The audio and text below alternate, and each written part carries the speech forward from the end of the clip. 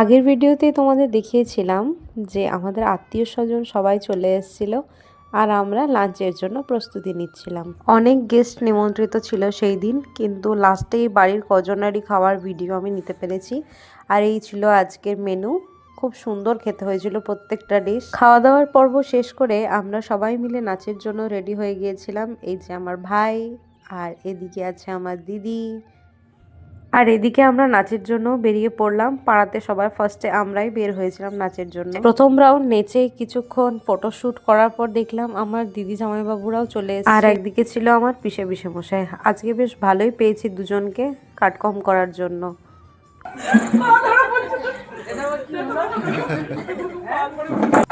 আর এই দেখো, জামাইবাবুর কাছে ক্যাশ না থাকায় আমাদের অনলাইনের মধ্যেই কাটকমের পয়সাটা দিয়ে দিচ্ছিল। তারপরেই আমি রান্নাঘরের দিকে চলে আসলাম। দেখছি চিকেন ম্যারিনেশন চলছে, এরপরে তৈরি হবে জিলপিঠে, যেটাকে বাংলায় অনেকে মাংস পিঠেও বলে থাকে। তারপর আমিও পিঠের এক টুকরো নিয়ে খেয়ে টেস্ট করে দেখছিলাম, দারুণ খেতে হয়েছিল। আর পিঠেটা বানিয়েছিল আমার এক জেঠু।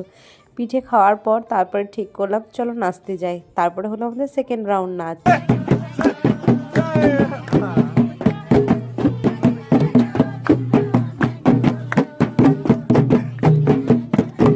দেখা হবে পরের ভিডিওতে।